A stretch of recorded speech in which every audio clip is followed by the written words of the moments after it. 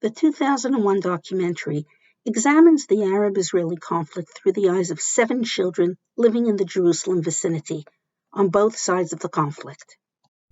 The documentary is actively marketed as a learning tool for young people. It's targeted at middle and high schoolers.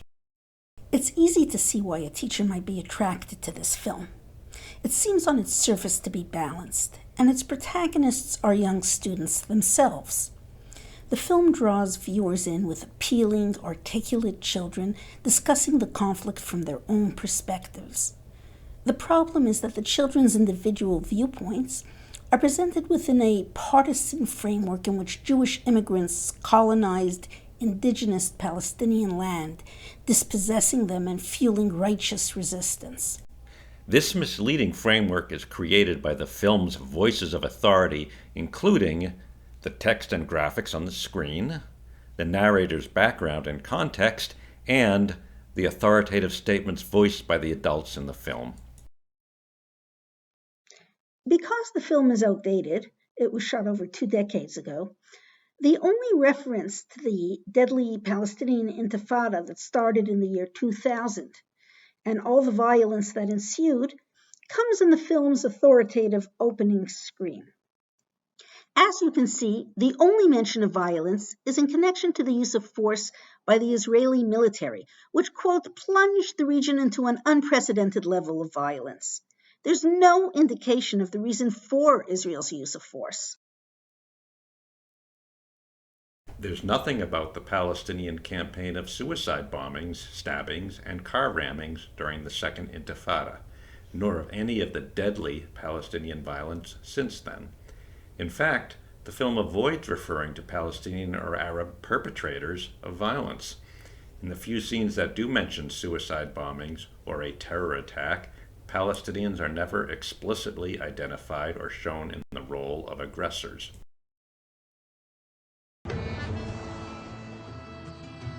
In 1948, Israelis fought what they call the War of Independence. Palestinians call it the catastrophe. As a result of the war, 750,000 Palestinians fled or were forced off their land and became refugees. Refugee camps were set up in neighboring Arab states. In 1967, Israel conquered the Gaza Strip and the West Bank. Many of the camps came under Israeli military occupation. The Dheisheh refugee camp is home to more than 11,000 Palestinians. The refugees who fled Israel in 1948, their children, grandchildren, and great-grandchildren still live here. احنا أصلنا من زكريا. اليهود طردونا من بلادنا جابونا على مخيم وقبل هذا المخيم كان كله خيام.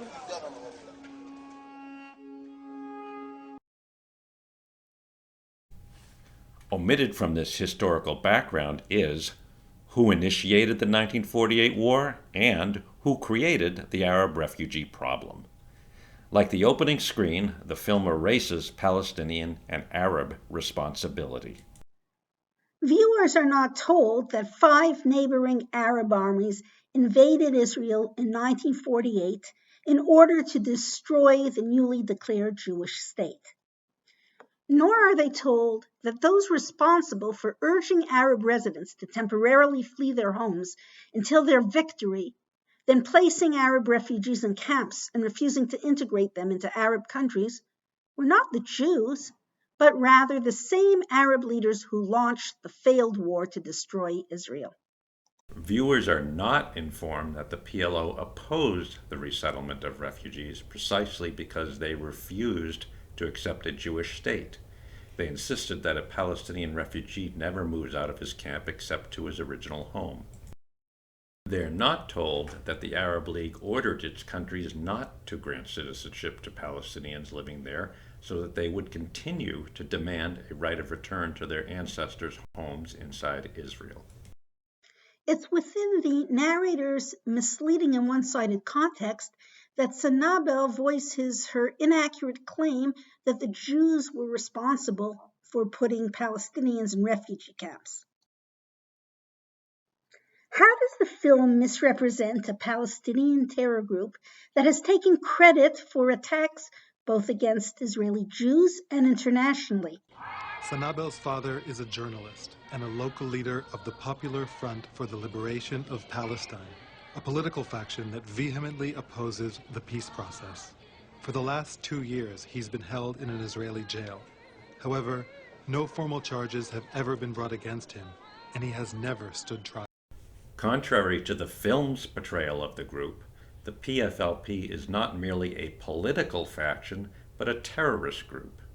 On the list of foreign terrorist organizations by the US, Canada, the EU, and other Western countries, the false implication is that Israel imprisons Palestinians like Sanabel's father, a local PFLP leader, solely for their political opinions.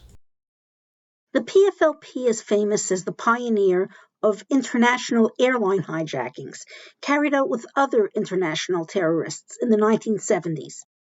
It's perhaps best known for its hijacking of an Air France flight to Entebbe, Uganda, with the help of Germany's radical Baader Meinhof gang, triggering the famous Entebbe rescue by Israeli commandos to free the hostages.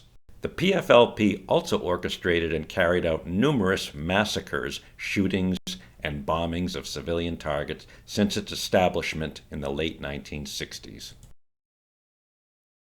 Especially deceiving is the documentary's treatment of the drive-by shooting by PFLP terrorists in December 1996, shortly before the filming began. The victims were Ita Tzur and her young son Ephraim. They're mentioned in the film by one of the children, Moshe, in the context of losing a good friend in a terror attack. But the focus is entirely on Moshe's sadness about losing his friend, and his account includes only a reference to anonymous terrorists. The PFLP immediately claimed responsibility for the attack, and its leader issued a statement vowing similar attacks to come. Ibrahim Alikam and Ibrahim Hani were convicted of killing Ita and Ephraim Tzur, and a third member of the terrorist cell was found guilty of driving the getaway car. The film says nothing about the identity of the killers, the terror group to which they belonged, or that they were Palestinians.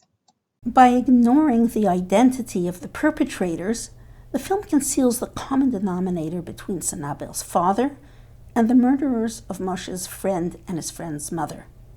All are members, Sanabel's father's a local leader, of the PFLP terrorist organization. Besides playing down Palestinians in the roles of aggressors or perpetrators, the film does not discuss the glorification of terrorism and its role in the conflict. There's no exploration of the role of incitement in stoking the conflict.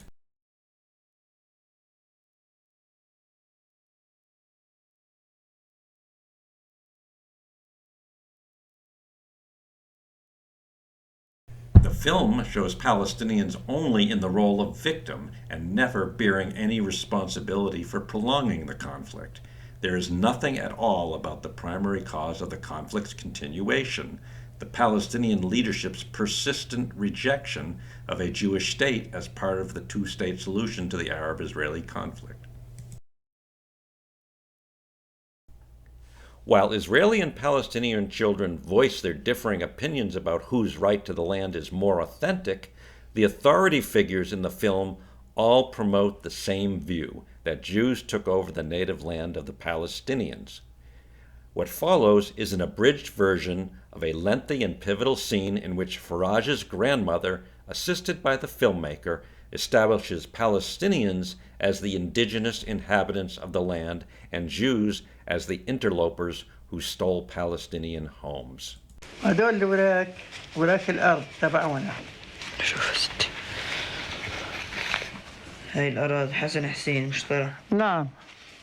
زمان هذا يا ستي، هاي وصل هذا في 5/11/42. نعم. 42. هاي في الواحد هذا 30. 5/2/31.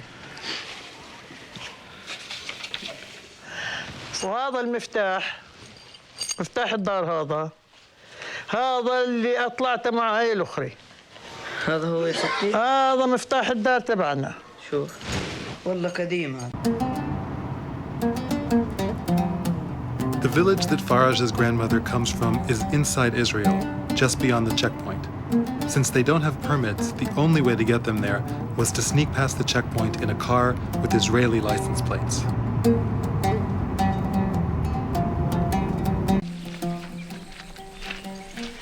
اليهود دمروها تدمير نسفوها خوف حدا يقول إن بلد. هي غاد الدار تبعتنا؟ ها؟ هي غاد ولا تحت؟ تحت في الواد هيك؟ والعين غاد؟ من العين فوق. كل هذه أرض. لا أبو زكريا هذا هو شيء. لا أبو زكريا طلع هذا الدامر الحديد بقى في دار لدار سيدك عيسى. الدامر هذا. اصحى يما لا تكاح.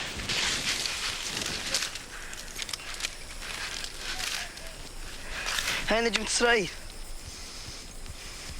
خبط عليها يعني؟ هذه الدار هذه دارنا. هذه اللي بناها سيدي؟ هذه دارنا بالحق الصحيح. شو هذه الدار يا ستي؟ نعم. وين بكل الباب؟ اللوزة الغيدة. الباب بقى هناك على ضسة واللوزة. يعني بقى تحت كود تحت اللوزة. انت وابوك وابنك وابن ابنك صار الجوع ترجع فيها ان شاء الله. ان شاء الله. الحق اني ارجع على بلدي اللي هي راس ابو عمار، مش اني بس يفتح لي البحث وما اروح لنا بدي ارجع على راس ابو عمار. By contrast, there is a much shorter scene of the Israeli twins with their Jewish grandfather, who describes his flight to Israel as a refugee from the Holocaust. פעם ראשונה בכיתי ב9 למאי כששמעתי שמלחמה נגמרה. פעם ראשונה מזמן שחרגו לי את המשפחה, אני בכיתי. ולא, רק פעם אחת בכית? פעם אחת. בעצם כשנצאנו מפולין, כן, אז החלטנו שאם עוזבים את המקום איפה נולדנו, כן, אז צריך לנסוע למקום יותר בטוח, שלא יקרה מה שקרה פעם אחת, את האסון שקרה באירופה לפני 50 שנה. אז החלטנו שצריכים לנסוע לישראל. היהודים חושבים שבגלל אלוהים יש את המדינה, אבל זו עובדה שאחרי המלחמה היהודים באו לכאן והקימו מדינה, אז זה לא אלוהים. אתה מאמין באלוהים? מה? אתה מאמין באלוהים?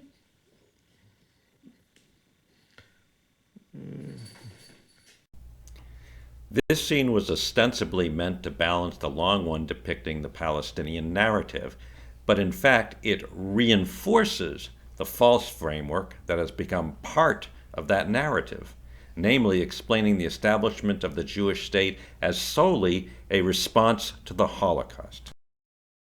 The film provides no voice of authority to explain that the land of Israel is the historic Jewish homeland. Nothing about the millennia of Jewish habitation there since biblical times, its centrality to Judaism, the periods of Jewish sovereignty, the holy Jewish temples on Mount Moriah, the focus of Jewish pilgrimages and prayer. In other words, there's nothing about the continuing connection of Jews to their own homeland. There is a scene in a Jerusalem classroom of a teacher urging students to express hostile feelings toward Jews for allegedly depriving Palestinian children of their freedoms. طب هل الأطفال الفلسطينيين يعيشون في حرية؟ ها؟ لا. طب بدي واحد يطلع يرسم رسم يشوف الغزال كيف مرسوم؟ هل أنت منطلق مثل هذا الغزال؟ ولا في حاجة تمنعك من الانطلاق مثل هذا؟ عن مثلا اللي مش قادرين يدخلوا القدس مثلا؟ مين يقدر يرسم لنا؟ أنا راسم رسمة ولد بإيده حجر وبقول سأقتلهم، وفي ولد تاني عم ببكي وبقول قتلوا أمي وأبي وأختي الله يلعنهم. This could have been presented as an example of how Palestinian youth are being indoctrinated, with the teacher encouraging his students' anger and resentment of the Jews. But it was presented in an entirely different context. This scene and the preceding one of an anti-Israel rally directly follow the lengthy scene of Faraj and his grandmother accusing Israeli Jews of stealing their homes. The students are then told by the teacher that their freedoms are being stolen by Israel as well. Within this context and framework, Palestinian anger and hatred for those who stole their land, birthright, and freedom seems natural and justifiable. Teachers should not be seduced by the appealing protagonists. The film's biased framework and context create a misleading and partisan image of the conflict that will likely leave a lasting false impression on vulnerable children.